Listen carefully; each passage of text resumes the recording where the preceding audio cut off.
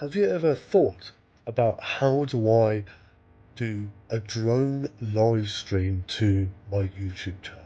A lot of you might have YouTube channels out there where you post ready-made videos. But how about live streaming? Maybe a sports match, an event, or maybe a sunrise, sunset, or maybe a live construction video in real time that's taking place in your town. This guide it's quick, easy, and will give you everything you need to know about drone live streaming from your DJI.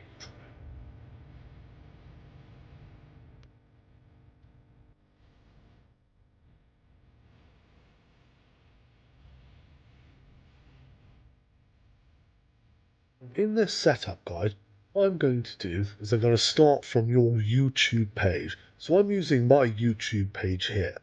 So when you go to YouTube, click on Create and then Live. From here, what will happen is that your live stream setup window will then appear. So what I'm going to do here is just click on Stream, which is that pop icon there. And then you can see all the interface that you have here. Make sure that you click Dual Stream in the center, which will ensure that you have a widescreen and also a short live stream option. And you've also got things where you can stream from webcam and also schedule a stream. But we're going to go live stream straight from the drone. So what you need to do after you click that dual stream, which you've just seen here, is just scroll down and make sure that in the center where you have your titling, you click on the edit button and then you can put in your title. So the description, the title, and then whether you want it public or private, and then fill in those extra bits as well. They can all be edited later for the final video once it's been processed. But in the meantime, you're just trying to do a short, sharp, sort of get it out there video that people can view. I would set the latency to normal, enable DVR if you wish to have it recorded and saved. If you've got a 360-degree video, use that. You can also add a delay, you can add captions, but actually YouTube do that automatically now as well. And then you've got the various URLs that you might use. You will need to copy the stream URL or backup server URL onto your remote control. On the top, just use the default stream. You don't need anything more complicated than that.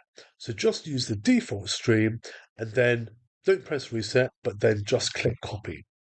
And when you click copy, you're going to get a stream key and it's a secret key. So don't tell anyone what that is.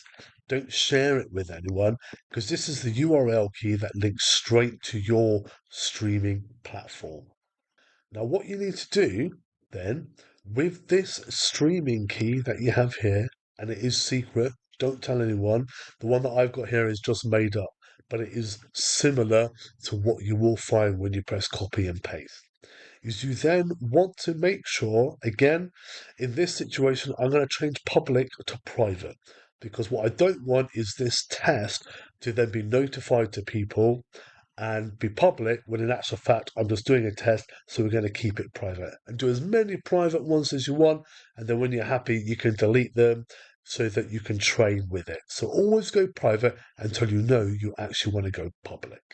And on the right hand screen you've got your live trap. So when you are drone streaming live, you're going to have a live trap, but you won't actually be able to do anything with it because you're going to be controlling the drone.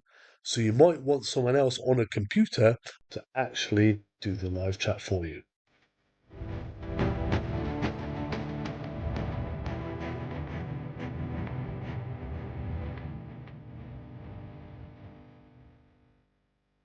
So when you switch on the remote control and your drone, make sure you are connected to an internet stream. So maybe a Wi-Fi hotspot or home internet, and then click go live. And what you'll find is your screen will appear here. And this is what you have on the remote control. Now, once you then do that, all you need to do, click on the three dots for menu, transmission, and then click on live stream platform, and then RTMP. From here, you'll have the RTMP address, and then that stream key is what you will need to paste here or type, okay, and copy here, but make sure it is correct. The resolution is 720p, and you can switch from high quality to smooth, depending on what it is you're filming. But I always use high quality. And then when you're ready, what you can do is then click on the live stream. However, if you have not typed in your live stream key perfectly, with exactly the same digits and hyphens as you have on the YouTube channel when you press copy and maybe pasted it into a notepad, what you will find is that you get this error message come up.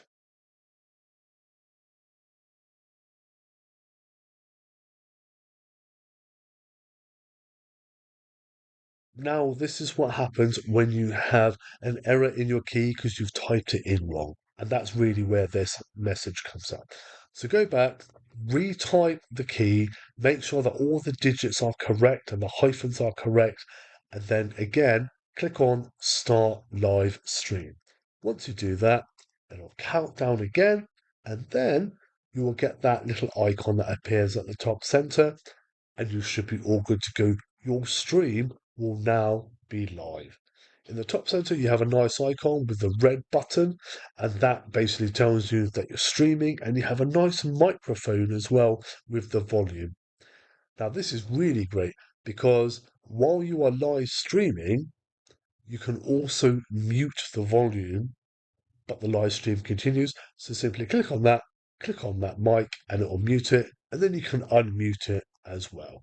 That exit button will exit the live stream, so you don't want to click on that at the moment. And then what we do is we just go back into the YouTube interface, and what you find is once everything from the drone is streaming nicely to YouTube, it'll take a few seconds because we've got that latency, don't forget. We don't want it to be instant because I think that probably takes quite a bit more bandwidth. So we'll just let it do that, and then what happens is once the stream is coming through onto YouTube, you can see on your computer, if you do have it with you, this is what it will look like. You've got the widescreen view and you have your new vertical live stream, which will show up on your shorts when people are scrolling through on their mobile phones. And this is really great. It's a new feature that they've got and it's fantastic, especially for basically live streaming in short view. What you'll see down the bottom, you've got your analytics, and you just clicked on the top about having a little break. So if you are doing something and you want to have a break, you can click on that button at the top, which is like a little stopwatch, and you can determine your breaks 1, 3, 5 minutes. And then you have a break, do something, and then come back to it. So we can click on it again in a minute, and what you'll find is that, yep, you can end the break and then continue the live stream. What might happen during that break is actually there's some adverts that are happening. But unless you're monetized, you may well not actually get any money from them. What you can do is create a highlight of the video. You can click on that if you've suddenly seen something interesting, and in real time, do this highlighting that you want and then publish that as a separate clip. But again, someone on a computer will need to do that for you. And what you can do here is also set a marker. If you found something interesting and you just want to mark that straight onto that YouTube video clip in Studio that you can then edit later, you can click on that little icon there. And you can also share this as well. Share the live stream. You've got that URL there. Once you copy that URL, you can then copy that onto WhatsApp or Facebook or any other social media platform. And when you're live, it'll be out there. People click on it and they'll see it. You have your analytics window. You can also see your stream settings and also your stream health. And any errors that come up will display in the stream health. Remember, if you do have your controller, it'll be your controller that you're looking at and not this computer screen. What I would advise if you are using a mobile Wi-Fi hotspot from your phone is set that resolution on the widescreen to the lowest one. It won't affect the output quality, but what it will do is reduce the bandwidth that you are using from your mobile hotspot on your mobile phone. And it will just make sure that you are not using excess data for, say, displaying on your computer screen that actually you want to be used on the live streaming. And when you want to end your live stream, what you do is simply click on the end live stream button.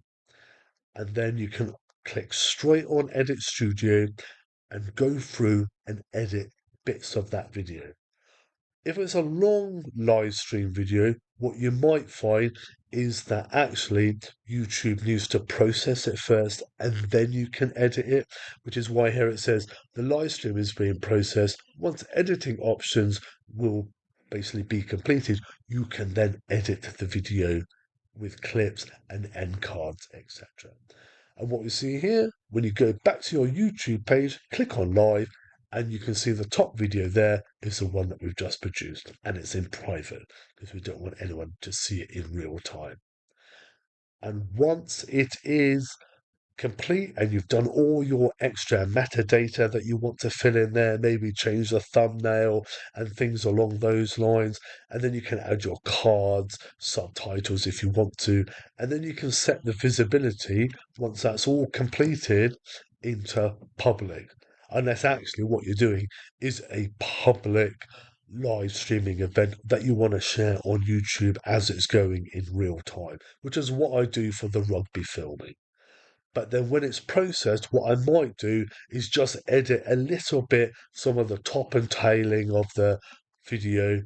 And it doesn't affect really what you're seeing. It just means that the final video that is published in live is actually the one that I want. And as you'll see in the thumbnail, it says processing will begin shortly. Sometimes this can take 24 hours if it's a long video like a 90-minute rugby match or so, or a shorter time for just a short clip that you're doing. And there we are. Actually now, that 3-minute video, that's now finalized by YouTube, so you can now edit those end cards and other bits that you want. So this is a fantastic feature that YouTube had, and it's fantastic that DJI has managed to link into this with that streaming key. So now you can live stream to your heart's content in certain areas and get people engaging with your channel, whether it's a sunrise, a sunset. Maybe you're doing live traffic management and you want people to view that. Maybe what you're doing is you're deciding, you know what, I'm going to live stream a construction site, and you're working with a company and you're doing a live stream just overview inspections and progress. So what you can do is set your live stream to unlisted, set it up, conduct the live stream with your drone, and then send those people the URL so they can view your live stream in real time. And then what you can do on your remote control is simply click again on that top icon, which is red, and then you will just click the exit button. And that will end the live stream from your remote control. Don't worry, the one that was on Studio that we did on the computer, that ended it anyway. But when you're out in the field, just click on that end live stream and it will close it down. And then you can go to your computer and edit away as you like and make the video perfect. I would also recommend quite often using 1080p and possibly 60 frames a second. It just gives you extra flexibility. Remember, you're only going to be getting 720 from the handset itself to stream onto YouTube. There are other programs that you can use to go 1080p or 4K, which obviously uses a lot more bandwidth, especially if you are going on using your mobile phone as the hotspot. And then if you want to start another live stream, just again, click on the three dots, start again, you've got your stream key, everything's sorted, and it will stream as a brand new video in your live stream section. And again, if you've got the default set as private, it will stay as private until you make it public. Or if you've got it public, it will be public all the time. Thank you very much for watching. If you've got any questions, just put them in the comments and I'll get back to you. Cheers.